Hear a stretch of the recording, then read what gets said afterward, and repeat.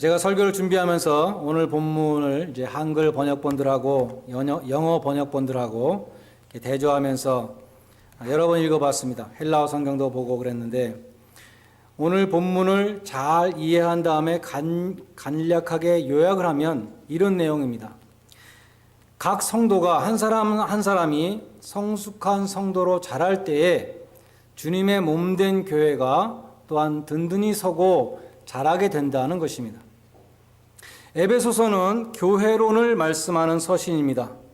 하나님이 원하시는 교회상이 무엇인가 하면 우리 한 사람 한 사람이 장성한 자가 되어서 13절에 온전한 사람이라는 것이 많은 성경에 보면 성숙한 사람입니다. 우리 한 사람 한 사람이 성숙한 성도가 될 때에 그리스도의 몸된 교회가 바로 서며 자라게 된다. 그것이 오늘 말씀이 말씀하고 있는 바인 것입니다. 먼저 11절에 보면 여러 가지 직분들이 나옵니다. 사도와 선지자, 복음 전하는 자와 목사와 교사, 이러한 여러 가지 직분들이 나오고 있습니다.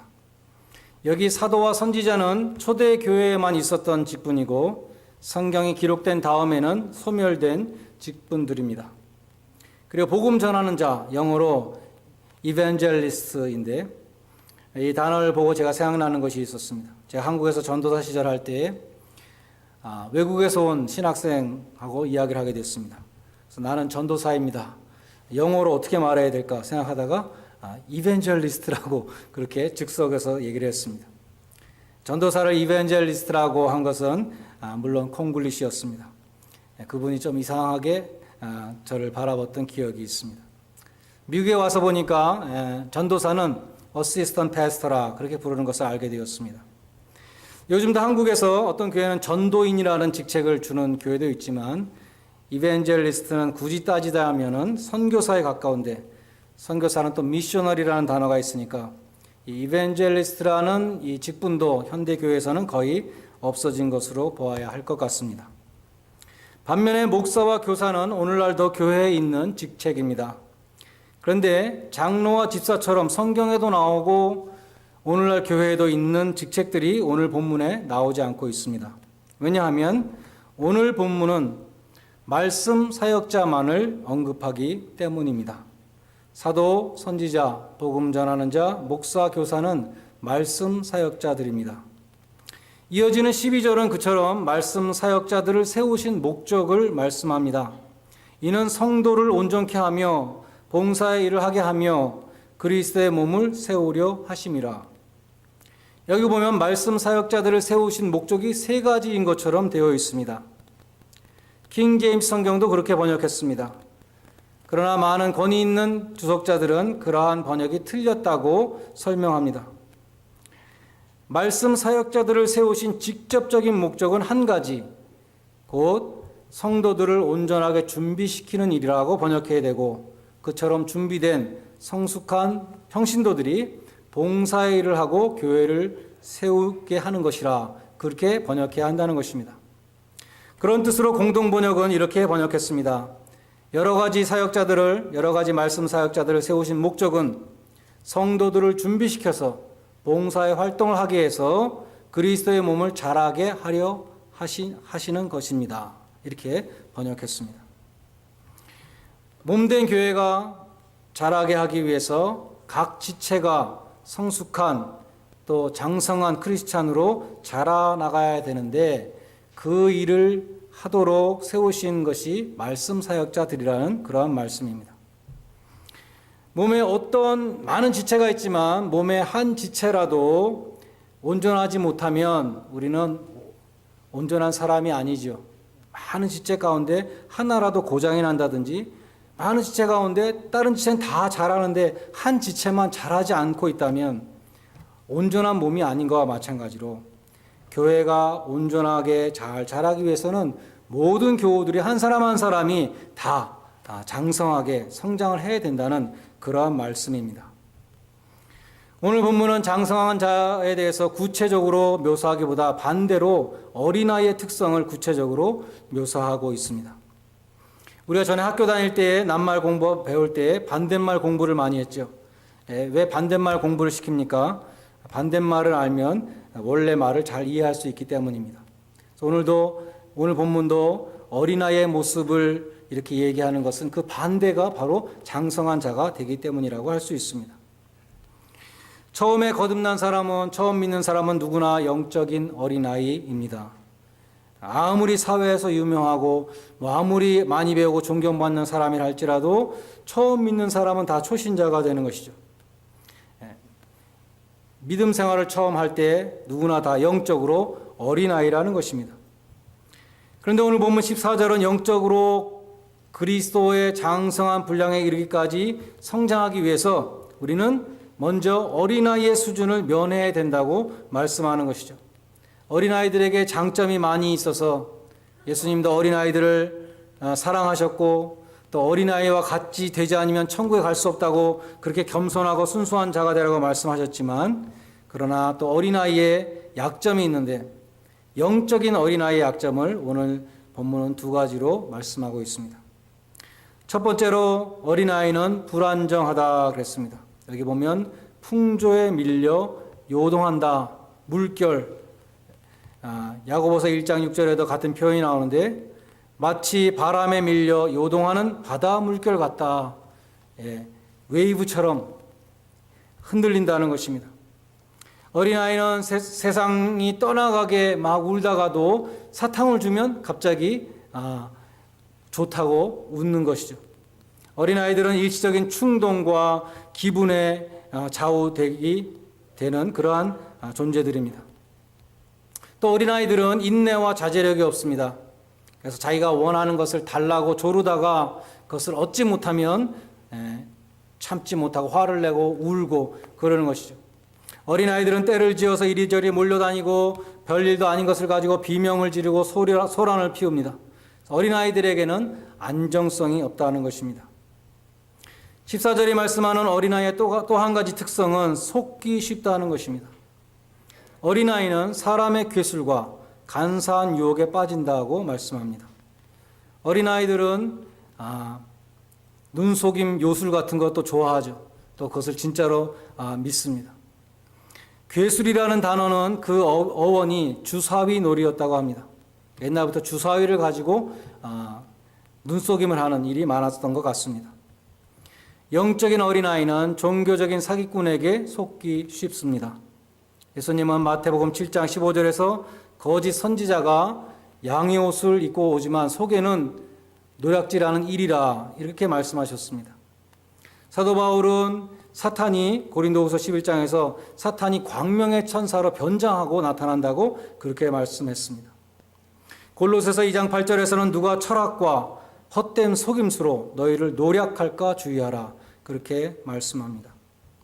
오늘 본문 14절도 종교적인 사기꾼들이 자신의 정체를 숨기고 아주 간사한 유혹으로 다가온다고 말씀합니다. 그러한 괴술과 간사한 유혹에 빠지지 않으려면 영적으로 어린아이의 수준을 벗어나서 성장해야 된다. 장성한 어른으로 자라나야 된다고 말씀하는 것입니다. 성경에서 어린아이와 같은 신앙에 대해서 말씀하는 것이 또 있는데 히브리서 6장입니다. 히브리서는 기독교 신앙 때문에 동족 유대인들로부터 핍박을 받던 히브리인들에게 보낸 편지입니다. 그래서 거기서는 신앙적으로 어린 사람들은 핍박이 오면 믿음을 버린다. 그렇게 말씀합니다. 배교를 말씀합니다. 그처럼 믿다가 배교하는 경우 예수님이 말씀하신 4가지 밭의 비유 가운데 두 번째 돌밭에 해당하는 그러한 마음밭입니다. 돌밭이란 흙이 깊지 아니하므로 싹이 나오나 해가 돋을 때 타져서 뿌리가 없으므로 마른다. 그렇게 말씀하셨고 그것을 이렇게 해석하셨습니다. 말씀을 들은 즉시에는 기쁨으로 받지만 그 속에 뿌리가 없어서 말씀 때문에 환난이나 핍박이 일어나면 곧바로 넘어지는 자라 그렇게 설명하셨습니다. 말씀에 뿌리를 내리지 못한 사람은 신앙생활에 기복이 심합니다. 어린아이와 같은 사람은 환난이나 핍박이 일어나면 신앙을 버리는 것입니다. 자기의 이익을 위해서 믿었기 때문에 자기의 이익에 손해가 나면 신앙을 버리는 것입니다. 천국 말씀이 기쁨을 주고 나에게 유익을 주는 것 같으면 신나게 믿음 생활하지만 말씀대로 사는 것이 자기에게 불리하다고 생각되면 가차없이 등을 돌리는 것입니다. 반면에 장성한 자는 어떤 사람입니까? 그 반대가 되겠죠. 환난과 핍박을 속에서도 변함이 없는 신앙의 소유자, 이것이 장성한 사람이라는 것입니다. 하나님에게 우리가 기도할 때에도 어린아이처럼 이것을 달라 저것을 달라 조르는 사람이 아니라 하나님이 나에게 원하시는 것이 무엇일까? 그것을 구하는 사람입니다. 여러분, 어린아이들은 엄마한테 이것을 해달라 저것을 해달라 먹을 거 해달라고 무슨 장난감을 사달라고 매일같이 조르는 것이 어린아이죠. 장성한 자녀는 어떻습니까? 어머니, 뭐가 먹고 싶으세요? 아버지, 어디 가보고 싶으세요? 이것이 장성한 자녀가 아니겠습니까? 교회에서도 마찬가지죠. 교회에서 왜 이것을 안 해주냐 저것을 안 해주냐 불만하고 원망하는 것이 아니라 내가 어디 가서 부족한 것을 채울 수 있을까? 그것이 성숙한 교인이 되는 것입니다. 하나님께 대해서도 하나님 나에게 원하시는 것이 무엇입니까? 내가 하나님의 뜻을 행하기 원합니다. 그것이 장성한 신앙인이라는 것입니다. 히브리서 6장 7절과 8절에 보면 장성한 자는 좋은 열매를 맺지만 어린아이와 같은 신자는 가시와 엉겅퀴를 낸다 그랬습니다. 내가 삶 속에서 성령의 열매를 맺는다면 나는 장성한 사람입니다.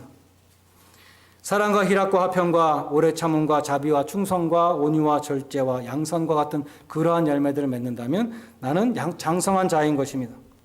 그러나 육체의 열매를 맺는다면 나는 어린아이와 같은 자라고 할 수 있습니다. 음행과 더러운 것과 허색과 우상 숭배와 원수 맺는 것과 분쟁과 시기와 분냄과 당짓는 것과 불리함과 이단과 투기와 술 취함과 방탕함 같은 그러한 열매를 맺는 사람은 어린아이와 같은 자라고 할 수 있습니다. 고린도전서 3장 1절 이하에는 신령한 자와 육신에 속한 자를 대조합니다. 마찬가지로 신령한 자는 장성한 자라 할 수 있고 육신에 속한 자는 어린아이와 같은 자라고 할 수 있습니다. 그는 밥을 먹지 못하기 때문에 젖을 먹일 수밖에 없다고 말씀합니다.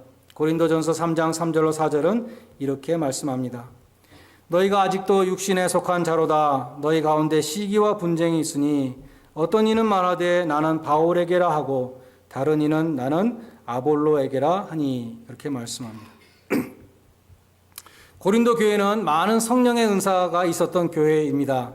그런데 고린도 교회에 사람을 따라서 서로 파당을 짓고 시기와 분쟁을 일삼고 있었기 때문에 바울은 너희가 육신에 속한 자들이요 어린아이들이라 이렇게 말씀하는 것입니다. 장성한 사람은 어떤 사람입니까? 히브리서 5장 14절에 장성한 자에 대해서 말씀합니다. 장성한 자는 지각을 사용함으로 연단을 받아 선악을 분별하는 자들이니라 이런 말씀이 있습니다. 어린아이는 유혹과 속임수에 쉽게 속아 넘어간다 말씀을 드렸습니다. 그런데 장성한 자는 선악을 분별하는 자들이라 했는데 어떻게 분별하는가? 영어로 보면 센스가 있는 사람이다. 지각이 있는 사람이다. 분별하는 지각이 있는 사람이다. 근데 그 센스를 어떻게 얻게 되는가 하면은 연단을 받아서 얻게 된다고 그렇게 말씀합니다. 연단이라는 단어를 영어 성경에 보면 트레인이라고 번역했습니다. 훈련을 받아서 많은 경험과 훈련을 통해서 선악을 분별하는 지각을 갖게 된다는 것입니다. 그 사람이 장성한 사람이다 라고 말씀합니다. 속아 넘어가지 않는 사람입니다. 위조 지폐를 분별하는 사람은 많은 경험과 훈련을 통해서 진짜 돈과 가짜 돈을 분별해냅니다. 병아리 감별사가 오랜 경험과 훈련을 통해서 손끝의 감각으로 암컷과 수컷을 분별해냅니다. 마찬가지로 영적으로 장성한 사람도 오랜 경험과 훈련을 통해서 선악을 분별한다는 것입니다. 그래서 영분별을 하게 되고 또 잘못된 가르침과 바른 가르침을 분별하게 되고 또 참과 거짓을 분별하게 될 수 있다는 것입니다. 예수님은 산상수훈에서 귀한 것을 분별할 줄 모르는 사람들을 개와 돼지에 비유하셨습니다. 거룩한 것을 개에게 주지 말며 너희 진주를 돼지 앞에 던지지 말라. 저희가 그것을 발로 밟고 돌이켜 너희를 찢어 상하게 할까 염려하라 말씀했습니다. 돼지에게는 진주를 던져줘도 귀한 줄을 모릅니다. 그것을 먹으려고 해보면 먹을 수가 없겠죠. 그래서 돼지는 진주를 발로 밟고 그것을 준 사람에게 오히려 달려들어서 상하게 한다는 것입니다. 오직 장성한 신앙인은 선악을 분별하고 진짜와 가짜를 분별하고 성령과 악령을 분별할 수 있는 사람인 것입니다. 또 장성한 사람은 섬기는 사람입니다. 오늘 본문 12절에 보면 잘 준비된 성숙한 평신도는 봉사일을 해서 그리스도의 몸된 교회를 세운다. 그렇게 말씀합니다. 히브리서 6장 10절에 보면 하나님께서 성도들이 봉사하는 것을 하나도 잊어버리시지 않는다고 말씀합니다. 많은 사람들이 안 알아준다고 시험 드는 사람들이 있는데 성경은 분명히 말씀합니다. 히브리서 6장 10절에 말씀합니다. 하나님께서 그들이 성도들을 사랑으로 섬긴 것과 이제도 섬기는 것을 결코 잊지 아니하시느니라 말씀합니다. 하나님이 잊지 아니하신다. 성숙한 성도는 하나님 앞에서 봉사하는 사람이라는 것입니다. 어린아이와 같은 사람은 자기를 드러내려고 하고 스스로 높아지고자 하는 사람입니다. 반면에 장성한 자는 스스로 섬기는 종이 되는 사람입니다. 스스로 종이 되셔서 섬기셨던 그 최고의 본을 우리는 예수님에서 찾을 수 있습니다. 빌립보서 2장 6절로 8절 말씀 우리가 잘 아는 말씀입니다.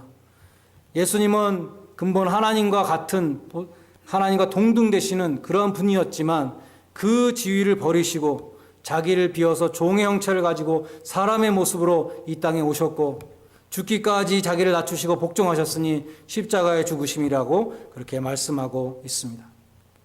누가 높으냐 이것을 가지고 지금 예수님의 십자가 앞에서 다투고 있었던 제자들에게 섬김의 본을 보이시기 위해서 제자들의 발을 씻겨 주셨습니다. 그러므로 예수님을 따르는 그리스도인들은 예수님처럼 섬기는 종이 되어야 한다는 것입니다. 공자의 논어에 보면은 공자가 그런 말을 했죠. 내가 40살이 되니까 불혹이 되더라. 미혹되지 않는다는 것이죠. 50살에 지천명했다. 50살이 되니까 하늘의 사명을 내가 깨달았다. 60에는 내가 이순이 되더라. 귀가 순해졌다. 무슨 말을 들어도 내가 거슬리지 않았다. 그런 말을 했습니다. 우리는 나이만 먹어도 저절로 성숙한 사람이 어느 정도는 됩니다. 그런데 오늘 본문이 말씀하는 것은 우리가 영적으로도 성장해야 된다는 것을 말씀합니다. 믿음의 연력이 늘어나면 늘어날수록 우리는 성장해야 된다는 것입니다. 10년 전이나 20년 전이나 30년 전이나 똑같다면 어떻게 하겠습니까? 30년 전보다는 20년 전이 다르고 20년 전보다는 10년이 다르고 10년 전보다 지금의 모습이 달라야 한다는 것입니다. 우리는 그리스도의 장성한 분량에 충만한 데까지 그것을 목표로 해서 자라나가야 된다. 그래서 교회도 함께 자라고 교회가 굳건히 서는 것이 하나님의 뜻이라고 말씀하고 있습니다. 그러면 우리가 어떻게 그렇게 성장할 수 있는가? 15절에 한 가지를 말씀하고 있는데 이렇게 말씀합니다. 오직 사랑 안에서 참된 것을 하여 그에게까지 자랄지라. 그리스도에게까지 자라기 위해서 우리는 사랑 안에서 참된 것을 하라고 말씀합니다. 사랑과 진리라는 파라독스를 제시하고 있습니다. 진리를 강조하면 사랑이 희생되기 쉽죠. 반대로 사랑을 강조하면 진리가 희생되기 쉽습니다. 두 가지를 동시에 살리기는 참 어렵습니다. 우리가 보기에는 진리와 사랑을 동시에 이루는 것이 정말 불가능해 보이지만 십자가가 하나님의 사랑과 공의를 동시에 충족시켜 주셨던 것과 마찬가지로 우리가 성령 안에 있으면 두 가지를 다 할 수 있다는 것입니다. 성령님은 진리의 영이시지만 성령님의 첫 번째 열매는 사랑이셨습니다. 하나님 안에서 진리와 사랑이 조화를 이룰 수 있고 우리는 진리와 사랑을 통해서 성숙한 자가 되어야 된다고 말씀합니다. 그런데 여기 우리 성경에 사랑 안에서 참된 것을 하여 라는 구절을 영어 성경으로 보시면 모든 영어 성경에 사랑 안에서 참된 것을 말하여라고 번역했습니다. Speaking the truth in love. 우리가 장성한 자가 되기 위해서는 사랑 안에서 진실을 말해야 된다는 것입니다. 정말 장성한 자와 어린아이와 같은 자는 어디서 차이가 나는가? 그 무엇보다도 말에서 차이가 난다는 것입니다. 에베소서 4장 25절도 세 사람의 첫 번째 표지 무엇인가? 거짓을 버리고 각각 그 이웃으로 참된 것을 말하라. 이는 우리가 서로 지체가 됨이니라고 말씀합니다. 우리가 이웃으로 더불어 참된 것을 말해야 되는 이유가 무엇인가? 우리가 서로 지체가 되기 때문이다. 여러분 몸에서 나온 자식을 다 사랑하죠. 마찬가지로 그리스도의 한 몸에 속한 우리 지체들이 서로 사랑해야 되는 것이고 또한 서로 참된 것을 말해야 된다는 것입니다. 그래야 우리 몸이 바로 설 수 있는 것이죠. 지체 간에 서로 거짓말을 하면 어떻게 되겠습니까? 전에 마틴 얀이라는 유명한 중국 셰프가 텔레비에 나와서 닭 한 마리를 막 눈에 안 보일 정도로 칼을 막 빨리 움직여가지고 18초 만에 껍질을 벗기고 모든 부위별로 쫙 진열을 하는 것입니다. 18초. 손이 보이지 않을 정도로 막 빨리 움직이는데 만약에 그 셰프의 머리와 그 셰프의 눈과 그 셰프의 손과 이 지체들이 서로 속이면 어떻게 되겠습니까? 닭을 자르는 것이 아니라 자기 손을 자르고 말 것입니다. 우리 교회 해군 장교분들이 오시지만 적과 교전 중인 전함 속에서 승무원들이 서로 거짓된 정보를 준다면 어떻게 되겠습니까? 친구 간에 거짓말을 한다면 그 우정이 지속될 수 있겠습니까? 가정에서 배우자를 속이면 그 가정은 흔들리거나 깨지고 말 것입니다. 교회에서도 거짓말을 한다면 지체 간의 신뢰가 무너집니다. 하나됨을 이룰 수 없습니다. 야고보서 3장에 이런 말씀이 있습니다. 보라, 어떻게 작은 불이 어떻게 많은 나무를 태우는가. 혀가 그러한 작은 불씨라는 것입니다. 혀는 곧 불이요 불의의 세계라. 혀는 우리 지체 중에 온 몸을 더럽히고 생의 바퀴를 불사르나니 그 사르는 것이 지옥불에서 나느니라. 혀는 쉬지 아니하는 악이요 죽이는 독이 가득한 것이라고 말씀합니다. 작은 불씨가 큰 숲을 다 태우는 것과 마찬가지로 말 한마디가 가정과 교회를 파괴할 수 있습니다. 그러한 파괴하는 불씨는 지옥에서 나온다고, 지옥불에서 나온다고 그렇게 말씀합니다. 우리가 똑같은 입을 가지고 하나님을 찬송하고 지체된 이웃들에게 그들을 위해서 기도하고 그들을 권면하고 그럴 수도 있지만 우리는 똑같은 입을 가지고 지옥의 불씨를 던질 수도 있다는 것입니다. 그래서 장성한 자가 어떻게 될 수 있는가? 사랑 안에서 진리를 말하라. 그것이 첫 번째 비결인 것입니다. 말씀을 맺습니다. 어린아이의 믿음을 우리가 넘어설 수 있기를 바랍니다. 믿음에 뿌리가 없어서 환난과 핍박이 일어날 때 배교하는 그러한 돌밭 신자가 되지 마시기를 바랍니다. 당을 지어서 분쟁을 일삼는 육신에 속한 자가 되지 마시기를 바랍니다. 사람의 괴술과 간사한 유혹에 속아 넘어가는 어리석은 어린아이가 되지 마시고 오직 선악을 분별하는 장성한 자가 되시기를 바랍니다. 종의 형체를 입으시고 이 세상에 오셔서 죽기까지 충성하시고 섬기신 그리스도의 장성한 분량에 이르도록 잘하시기를 바랍니다. 그리해서 여러분 한 사람 한 사람이 교회를 굳게 세우고 교회를 성장케 하는 그러한 성숙한 성도들이 되시기를 바랍니다. 우리가 교회를 자라게 하는 교회의 일꾼이 되기 위해서는 우리는 교회에서 자라나야 됩니다.